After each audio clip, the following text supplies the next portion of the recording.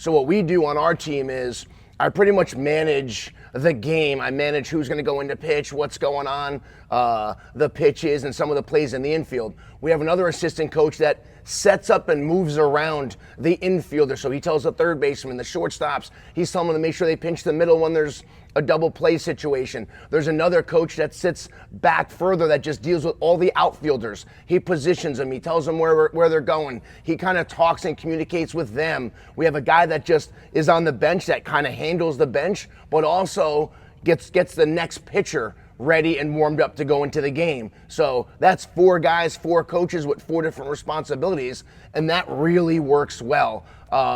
And you need to be on the same page as far as expectations and what you're trying to do with the team, because if you have a guy setting up your outfielders that doesn't really know what he's doing, you can't just tell somebody to do something if they're not sure what that means. So you have to have clear guidance of what does straight up in the outfield mean? What does it mean to be shallow? What does it mean when their 3-4 hitter goes up? You know, having signs that you want them to go back, you want them to come in, things that are signs that the coaches are giving to the players. But I think that the roles are so important and definitely need to be discussed and talked about. Yeah, and that's a main topic in our newest course that we're getting ready to release, our mental training. It's kind of the game within the game.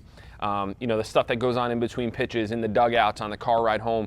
There's so many things outside of just the X's and O's of baseball and softball. So that's going to be our newest course that we're getting ready to drop. We finished shooting all the videos. We're putting everything together for it now. But I think getting with your coaching staff ahead of the season, before the first practice and kind of going over those roles is so big. I saw this weekend one of our teams was playing a team, and there were so many voices coming out of the dugout from the other team, screaming out directions and, yelling, keep your head down, play aggressive, fundamentals. I mean, they were yelling out instructions to these kids, and it was almost like they were playing a video game.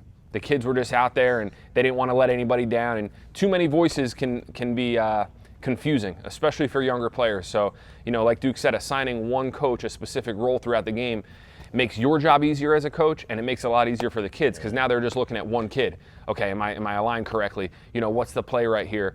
You've got a pitcher and a catcher working with one coach on pitch calling, and you don't have mom and dad yelling and 3 other coaches all yelling out 4 different things, and it gets confusing. So like Duke said, dividing and conquering makes your job easier. It makes it easier on the kids. And it helps with the overall flow of the game. You're not worried about managing everything at once. You're focused on one specific task throughout the game. So, Coach, that was a great question.